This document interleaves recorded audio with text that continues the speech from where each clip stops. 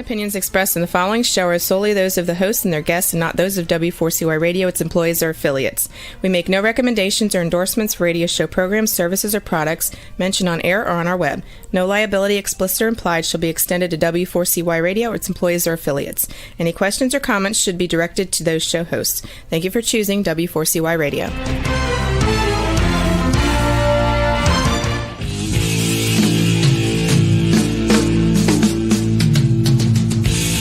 Welcome to Outdoors People with me, C.W. Getz, and her, Maya Marzaki.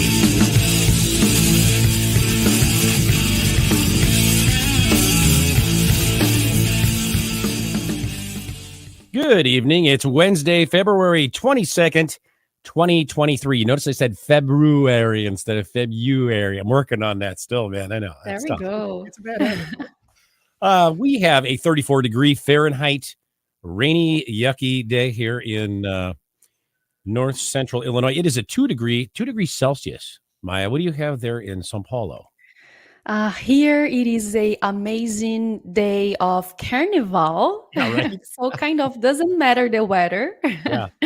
But it is 30 degrees Celsius and 89 degrees Fahrenheit. Nice. So you sobered up after about, 2 weeks of Carnival? Or No, I wish though, but Yeah, right? it was 4 or 5 days. 4 or 5 days. Sounds like fun. I saw some pictures and some video that you posted. So very cool. Very cool. Yeah, it is very fun. Yeah.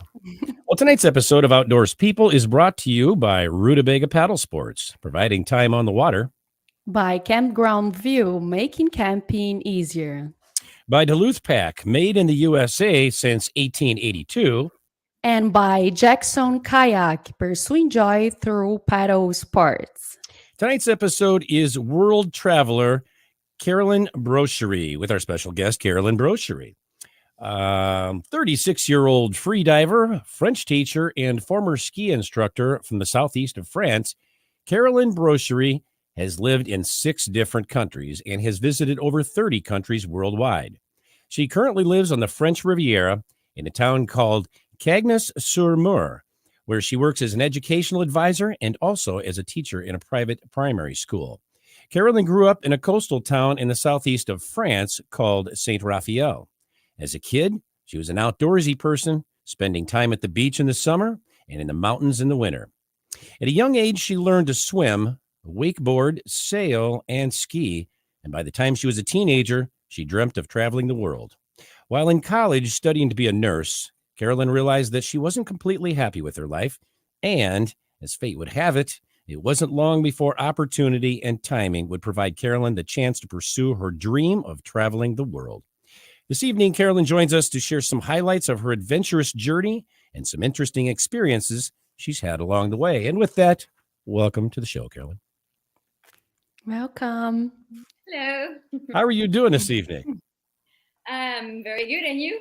Excellent. Doing fantastic. We have to ask you, what is your temperature, and not down like Maya said, but over in France, the southeast of France? What is your temperature? We're going to get it in Celsius, I'm sure, right?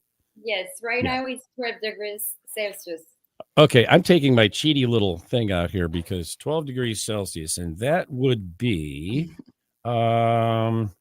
about, that's like 55 degrees Fahrenheit. So Yeah. That's not too bad. It's not too bad. That's It a is little, pretty it's like good, spring actually. weather. Yeah, absolutely. Especially You guys are because what? It's midnight right now, so It's what? it's midnight. So Oh, yeah, that's right. Thank you for staying up with this. Thank you. And you're in, like Maya, you guys are in your winter months right now. Is that right? yes, we are. Or no, your summer months. Oh, yes, I am this summer. You guys are in the winter because we are below of the equator. Okay, so it's winter in France now too. Yes, it is. It is. Okay. I was thinking it was the same as Brazil, but yeah, you're right. The equator. Yeah, that's the dividing line. Sorry disappointing you. Well, I know, right? Well, still 90 degrees down there, Maya. I'm telling you, I'm jealous. Yep. So Caroline, thank you for being here with us. And I need to tell you, you've quite an adventurous, fascinating life. You have let's have you share your story with us, starting from when you were in college. Sure. So I was studying to be a nurse. I did that for about 2 years, but I didn't really like it. I chose it because mostly my parents wanted me to be a nurse, and I was accepted in the program. But I was not so happy with it, and I tried to find something else, but I didn't know what I wanted to do because I didn't know myself really much, but I wanted to travel. So at some point, I just decided that I should try to do that, and I discovered the working holidays visa for Australia. And I decided to quit college and to go to Australia to learn English and to spend some time over there. So my first time there, so I was by myself. I traveled by myself, and I couldn't talk English at that time, so it was pretty hard. I found a job in a family working as a live-in nanny, which made my life easier for like not having to worry about anything except looking for the kids. But I couldn't talk proper English, and it took me a while. And after a while, I was able to speak better, and I traveled all around Australia. Then I come back to France, and I did another training for management and wellness. I was not fond of it, but I continued and finished it. And at some point of my training, I had an opportunity to work in Saint-Barthélemy, which is in the French Caribbean. And then as I was about to finish, one of my friends told me that Canada was reopening visa for like the working holidays visa, and that I should apply, which I did. And like 2 days later, I had my visa for Canada. And 1 month later, because the condition was I had to enter Canada before the end of the year, and it was October. So 1 month later, I arrived in Canada, and this was in 2009. So my initial plan was like just to stay there for 6 months, but I ended up to staying there for a year, and then more and more and more. Like right now, I'm Canadian. And in the meantime, I met someone, but my visa expired, and I needed to find another place to go for a little while. And I went to Martinique, which is another French Caribbean island. And I worked there on a boat. I was a hostess, and during nighttime, I was like looking that nothing was on our way while the captain was sleeping. So it was really tiring, but it was awesome. Like I saw many beautiful islands. Then my partner found a job in Canada, and it was better for us to come back. So I came back to Canada, and I started university to become a teacher. So I stayed 4 more years in Montreal. And after Montreal, I had an opportunity to go to the West Coast. First, I worked in Vancouver Island. My first job as a teacher was there. And then I had an offer at the end of the school year for Dubai. So I decided to try Dubai, which I really did not enjoy that much. So I came back to Canada and stayed in Vancouver for about 4 years. And just after COVID, I decided that I wanted to try to work in Europe, which I almost never did. And I moved back here. First, I went to Italy to do a training with a Montessori program because it's very well internationally recognized. And then I had a job offer in France. So now I'm here. I have been here for 6 months. Wow. That's very, very cool. Yeah, that's amazing. Oh, wow. That's very cool. I can't believe you fit that all into 36. What is it, 36 years? Most people don't even accomplish that in a lifetime, man. And you have, right? Wow. I can't wait to read your book when you're like 60. Oh my God, it'll be this thick, you know. It's better you have time to read all of that. Yeah, absolutely. So thank you for sharing. We will listen more after this little break. So we will be back with more of Outdoors People right after these messages.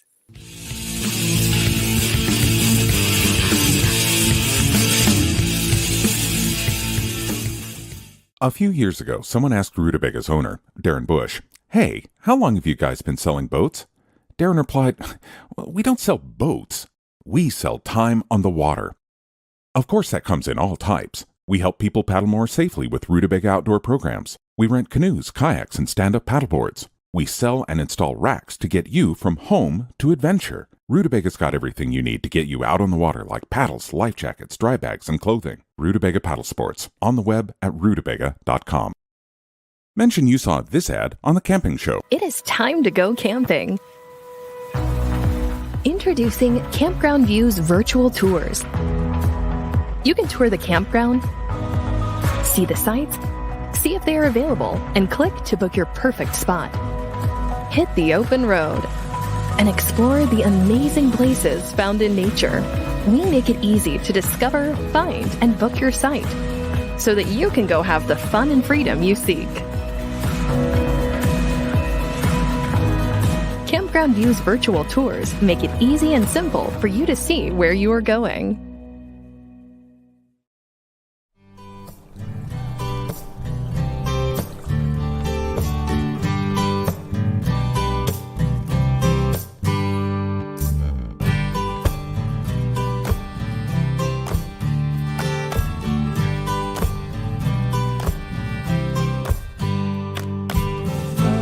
Duluth Pack is handcrafted for every lifestyle, making memories since 1882. In store at 365 Canal Park Drive or online at duluthpack.com. We're one big family, a community of paddlers, and we want to make sure that everyone has a great time out on the water. We are made right here in Sparta, Tennessee, USA. This is where every Jackson kayak is born. Built by hand with a focus on innovation. We are Jackson Kayak. We are Jackson Kayak. We're Jackson Kayak. We are Jackson Kayak.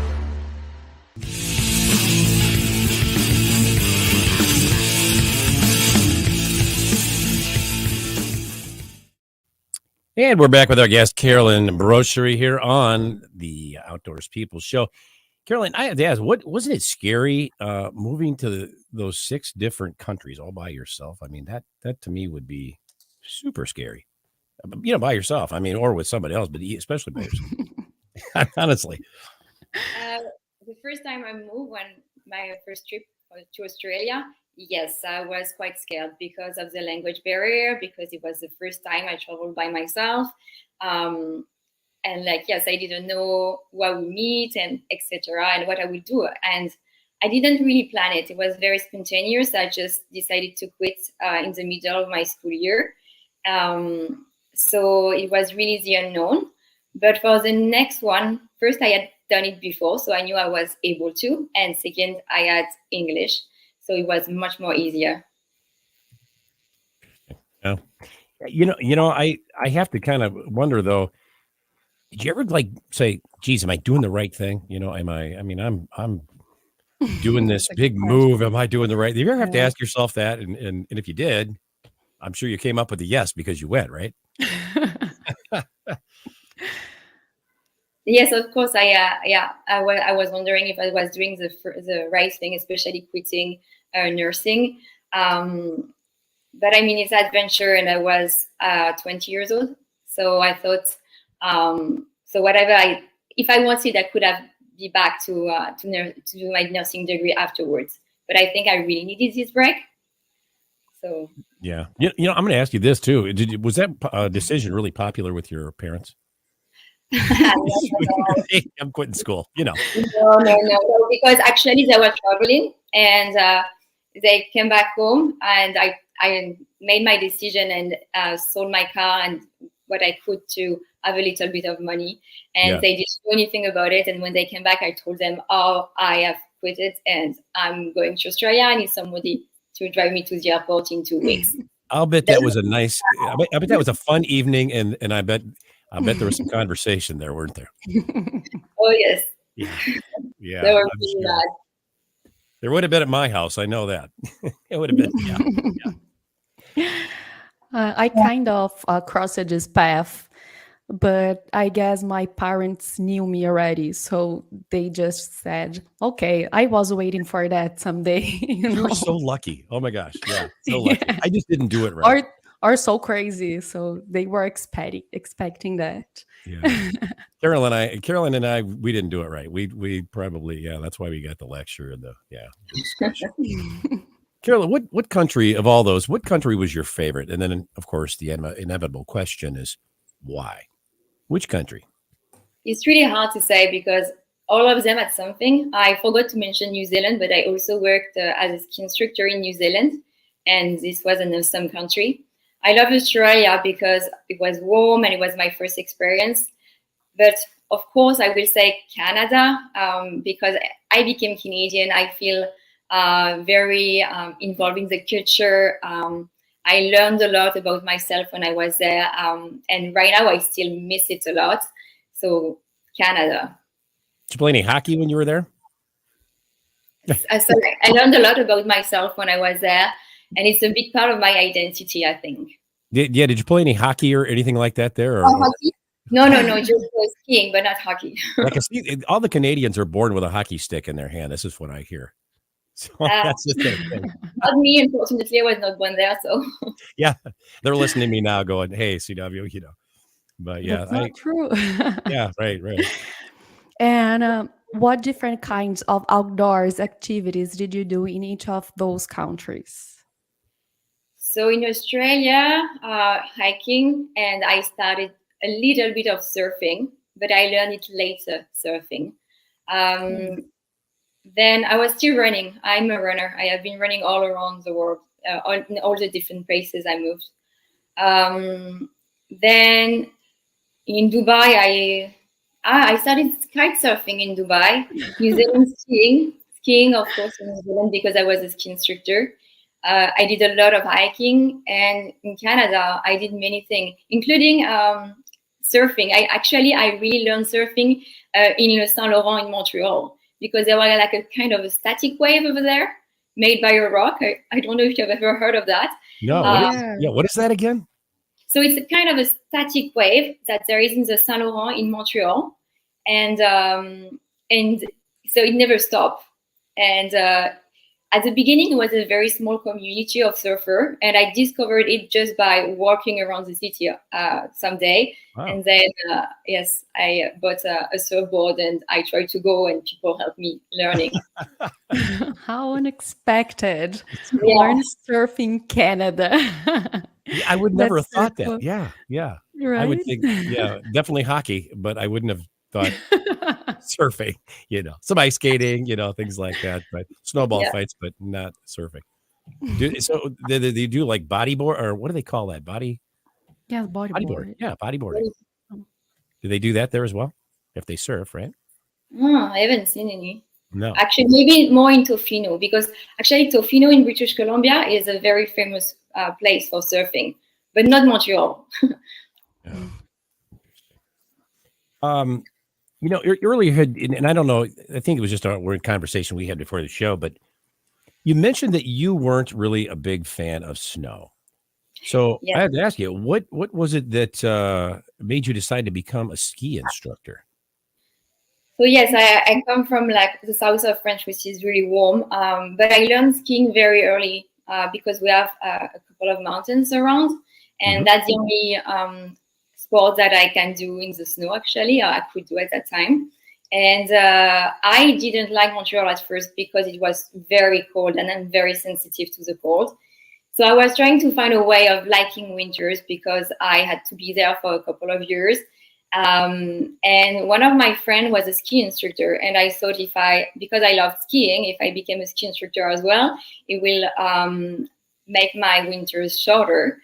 And it really worked because as soon as I enter like the ski industry, I met so many people. I skied so much. I think one year, the year I worked in New Zealand as well, I skied over 120 days this year. Wow. Yeah.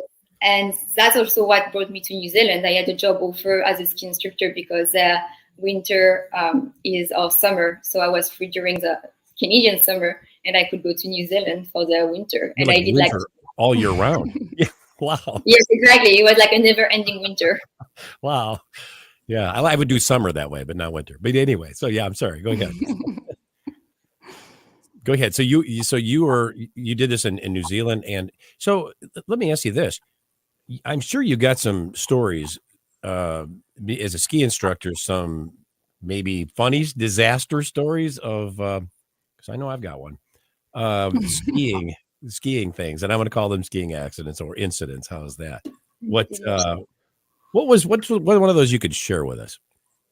Oh, I haven't thought about this one.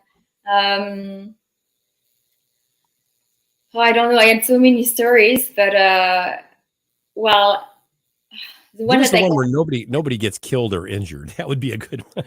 No, I think the one I can think of is when I just started in Whistler Blackcomb, which is a ski resort in British Columbia, and one of I work for private, and like private lesson was like mostly people like asking for just on one-on-one skiing, and it was also all the VIP, and I barely knew the result, but one of the customer asked for a French lady, and he wanted her to be from France. So they assigned me to this very important person, and I didn't even know the result. It was my first day there, so that was quite really, really stressful. I cannot share the name of the person, but he was somebody very famous. He was the president of France, wasn't he? Not of France, almost a king of another country. He can't give his name away. No, I understand. I totally understand. Yeah, was a good start. A very good start, yes. And I saw that you do free diving. And what exactly is free diving? So free diving is like going underwater with only one breath. So I started scuba diving. I did my training when I was traveling in Indonesia. Then I did a different level in France and in Mexico. And I wanted to do something in the water, but it was same thing. It was super cold. And I tried to do the training with the like dry suit training, but I didn't like it because it's really uncomfortable. And I ended up upside down in the water and everything. So I kind of gave up on that. And as I was teaching, one of the mom was a big fan of free diving and was trying to get me in. And she offered me a book about Guillaume Neret, which is a famous free diver. And she was like, read that and then come with me free diving. And I really enjoyed the book. And at some point I was like, because I was really scared that I would be so cold. And but I still decided to do it. And it was a very challenging training, actually.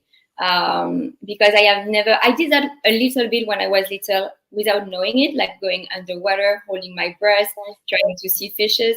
But the training was quite demanding. We had like 3 different kind of like free diving. One was static apnea, so you just stay still and you just put your head under the water.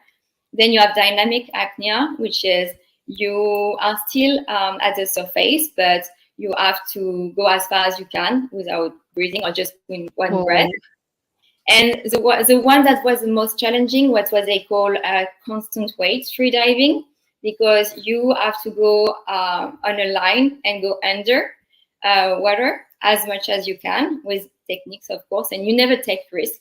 But I thought it was really hard to do, especially in BC, because contrary to France, it's really dark, so you don't see anything, and it's really scary. It was super stressful. Wow. Yes, but yeah, I did the training and it was successful. So after that, I could go with other people and do free diving in Canada in the cold water, which was pretty awesome. I remember going on a very, very cold day, and it was snowing, and we were all together in the water. And at some point, I saw something that I thought was a rock, but it was moving. And then I looked better, and it was a seal. So, yeah. And another time we went to Bowen Island, and we were supposed to dive, which we did during the day. And at nighttime, we decided to go. And, there was like the, how do you call that? bioluminescence. It's like in October. You have a lot of microorganisms which produce light. So we just went and it was all dark, but as we moved, we could see all the light in the water, which was super cold, but so gorgeous. Wow. I can tell. That's cool. I can't even imagine. You can't really see that well typically under the water because it's so dark, you said, but how do you know where you're going? That's scary. You have a line. So you have a line when you do constant weight. So you have your fins or not, or you use your arms, but you have a line that goes underwater. So you don't see and you don't want to see. You want to be very concentrated and very kind of like in a meditation state. Before going underwater, we do meditation to relax That's as much. very cool. Yeah. That was really challenging because I really like sport, but like sports which are very dynamic. And this time it was all about like a mind thing. Like it's not, you don't move a lot when you are freediving. You just try to relax and go underwater, and you are very connected to yourself, but also everything around. Mainly because of the coldness, right? The weather in Canada is very cold. It's freezing there, right? It is, but what I learned is with a proper suit, it's doable because really I didn't think I could do it. But like when I did the training, I didn't have my own swimsuit. I rented one and swimsuit, dry swimsuit. And but after when I started doing it for real, I had one made for me, and it was really, really warmer. Wow. And I could stay 45 minutes. Yeah, it sounds better. Yeah, absolutely. And we will be back with more of Outdoors People right after these messages.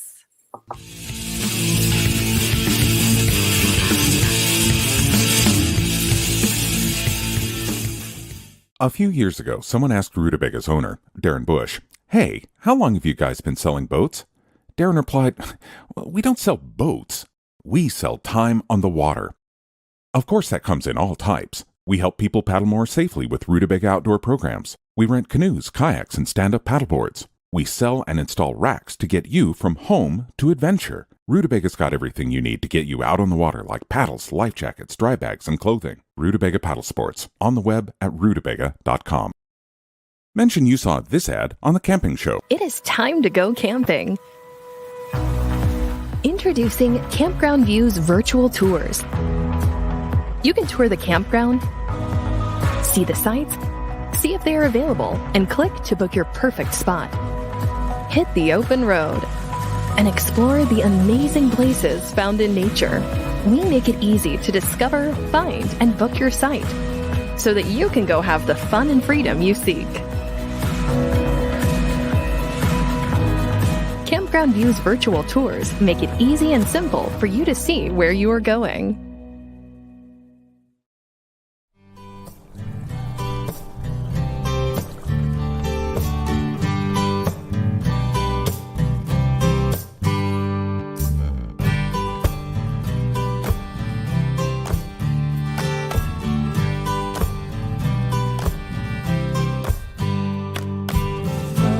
Duluth Pack is handcrafted for every lifestyle, making memories since 1882.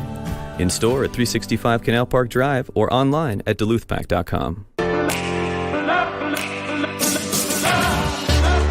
We're one big family, a community of paddlers, and we want to make sure that everyone has a great time out on the water. We are made right here in Sparta, Tennessee, USA. This is where every Jackson kayak is born. Built by hand with a focus on innovation. We are Jackson Kayak. We are Jackson Kayak. We're Jackson Kayak. We are Jackson Kayak.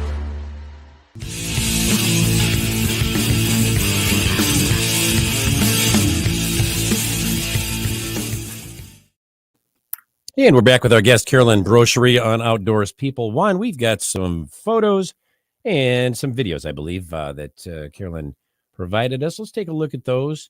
And let's do the videos first, and then we'll go to the photos. And We'll have her tell us a little bit about each one of those, please.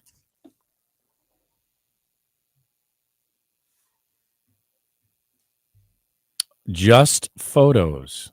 My mistake. Let's see. I'm like, Juan's going, I don't have videos. I'm like, oh, sorry. I don't know where I got that. Maybe I just thought there was. Okay, my mistake. Sorry, Carolyn, go ahead. What are we looking at here, Carolyn? It was in the desert in Dubai. One of the good things that I did, actually. I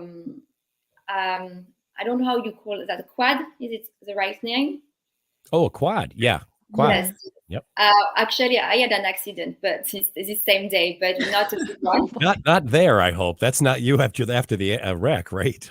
Yeah, it was before that. No, actually, it was awesome because we, like the sunset, it was the sunset time, and we did a very big trip all through the desert. But then I got really excited because I was feeling that I knew how it works, and then I felt, and I was knocked out for a little while, but then it was fine. It was not bad, not too bad actually. Kind of the same happened with me. I was driving one in a trail and I broke my arm afterwards because I fall. Yeah, that's really dangerous, quadri. I didn't know. How'd you get that background? That's like perfect. It looks like it's in a photography studio. Yes. No, it was a friend that took it. That's just the horizon. Oh, wow. That's nice. Beautiful. There we go. Yeah. Yes, free diving. That was during the training, actually. I think I just finished it. Now, what's the temperature of that water right there, Carolyn? I think around, I would say 8 degrees. Yeah, it's chilly. Whoa. And is it disturb the breath? Like you can breathe appropriately in this cold water? If I can breathe properly, yes, you can breathe properly. It's just you have to save energy, and after a while, for me, it was 45 minutes, not more. But it was after, when you get out of the water and you need to remove your swimsuit when it's winter time. It's just the worst part, but otherwise it's fine. Yes, it was much better than I thought it would be, actually. Okay. Yeah, then I got out of the water, and then you have to remove the suit, and that's first it's really hard to remove, but then it's super cold. But is it in Canada? This was in Canada. It was in a place close to Vancouver. Cool. Yeah. Do your feet get cold in those things or no? Yes, the first part that gets cold are the feet. I can. Wow, that's beautiful. This place. Yes, that was a big hike I did in Canada still, British Columbia. It was 30 kilometers hike, but it's really worth it. It's in a Garibaldi Park. That's just gorgeous. Very beautiful. Yeah. Wow. That almost looks like somebody painted that. Yeah, it doesn't look like real because it's so beautiful. It doesn't. So this was during COVID time. So I was really lucky because as I was an instructor the year before COVID, they gave me a pass. So I was able to ski, and I was not instructing much during COVID time, but I was still able to ski a lot. So that's why I have my mask on, just because we had to wear it anywhere there. But we had a party day there, and I was with one of my friends. Interesting. This is a huge tree in Canada, in Vancouver Island. Yeah. What kind of tree is that? You know the species? Is a cedar tree, I think. What is it called again? I think it's cedar, CEDAR. Okay. And I think it's like a 1,000, over 1,000 year old. Whoa. Yeah. I don't know the name, but you guys have in United States a whole park of those trees on California. Yeah, the sequoias, I think they're or the redwoods. Redwood. Sequoias, I guess. Yeah, they're huge and they're old. That's a monster, though. Wow. Yeah. And that was in New Zealand. We hiked up to the top of the mountain with one of my friends, and then we skied down. I think that's a place called the Remarkables. That's New Zealand, you said. Yes, New Zealand. That's beautiful too. Wow. Oh yeah, New Zealand is awesome. Wow. And that was Dubai. Oh wow. So Did yeah, you surf there too? Did you I surf there? did once. There is no surfing, not much, but it was one special day. They had some wave and I could rent a board, and I went. So you in Dubai, the law you have to get out as soon as there is no more sun. Like, I mean, it was still clear. I could have continued surfing in another country, but not in Dubai. It's not allowed. I had to get out. Wow. Yeah. Very strict there. Oh yeah, very strict. And this was in Gabriola Island. I did a kayaking trip there, and this rock looked like a heart, so it was very cute. You're climbing there? Not climbing, kayaking. Oh, you're kayaking. Okay, because it looks like you're kind of climbing there. And I was going to say, Maya, look, she's doing it barefoot just like I did in Brazil. I was there. I love that. Carolyn, are you a barefoot person like I am, or what? I like it, but not too much in Canada. It's too cold. Well, there's that. Yeah, of course. Yeah. You can freeze your feet. Yeah, very cool. This one was in New Zealand as well. On a day we did a trip. Might have been the Remarkables again. When I was in New Zealand, I worked in Mount Hutt, which was closer to Christchurch. But I had a friend working in Queenstown and working in Kadrova, another ski resort, and we did a couple of trips over there. Very cool. How do you tie those skis to your back? That's what I want. What do you do? I had a special backpack. Oh, so those aren't just tied on. You have a pack that carry those. Okay. Yes, yeah. Interesting. So I have to ask you, do you find it, Carolyn, difficult to maintain relationships when you moving around so much all over the place? Well, it can be hard, but I think when it means to be, it works. Like, I had a 5 years relationship when I first arrived in Canada. I met someone, and we stayed together for 5 years. He had never traveled before, and he asked for a passport, and then he followed me to the Caribbean. And then we had a couple. Like, it was quite hard for him because he had never traveled. And then I found a job as a hostess on a boat, so I was never with him. And so I had to quit this job because it was really not fair to him. And then we went back to Canada. And yes, so this was probably my longest relationship. After, you have to make choice. So it depends. So I think if you want to make it work, you make it work. But it's not impossible. Yeah, because I mean, somebody following you around would be pretty tough, though. I mean, from country to country, I would think that would be, that's huge, right? Yeah, but that's my decision at the end. I can also stay. Yes, that's true. And feels like can be easier because you don't get tired of the person. You miss the person. So I guess can be good, actually. Yes, I'm just eventually. And you are not someone who just stay. So tell us what next. Where do you see yourself in a year? So this is actually the first time that I really work in France, and this is my country. So I have a lot of adaptation to do. It's really weird to be back after so long. So I'm going to try it, I think, for 2 years at least.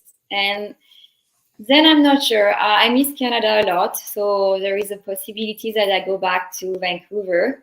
But I'm not sure of anything. I also got a job offer in Australia, I think 2 months ago, and it was really appealing. Yes. So wow. It's always like, for now, I'm just telling myself that I'm going to try to stay here for 2 years.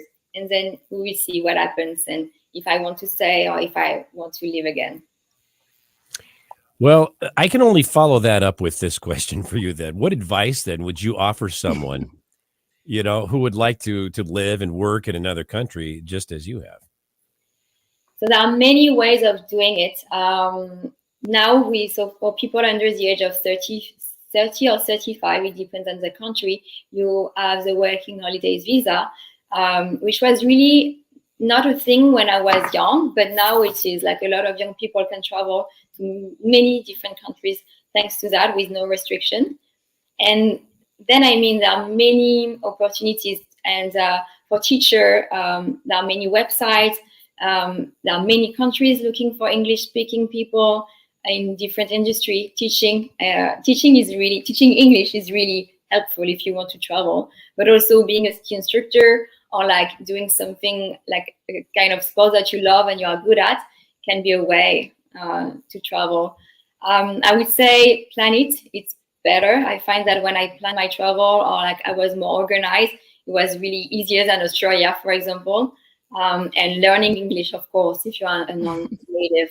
Mm-hmm. Right, absolutely. So let me ask you this: if when we do a little meeting before the show, and I remember I mentioned something about is there anything you would do different than you did the first time? And it sounded like there may have been something. What would that have been? That would have been planning more and having more money. I think because it was really stressful in Australia. So I found this job online with people that I didn't know, and I ended up in the middle of nowhere. But everything went fine at the end, but it could have been wrong, and I would have been in the nowhere knowing what to do. Wow. But so yeah, that's it. I think more planning and having more money aside. But well, I'm very glad I did all this adventure anyway. Nothing bad has never happened. A lot of even when you plan, because I did a lot of also trip in different countries, and even when I plan them, things happen that you didn't plan, and it makes them awesome and very unique. But planning is definitely something that saves money and also time and stress. Yeah, I can certainly imagine. Save money, kids. Save your money, right? Yeah. I love it. And where can people... Sorry? I think I cut someone up. So, okay, go ahead with my question. Where can people go to follow you and your adventures on social media? So I mainly use Facebook because I have it's since the beginning of my travels. So all my pictures are there. So this is my Facebook, Caroline.bcy. But I also have Instagram, but it's really new. So I don't have many pictures of my travel. I'm adding some, but for now I have a new dog since a month, and there are mainly pictures of my dog. I saw those. Those are cute. I like your dog. Very cool. Yes. Yeah.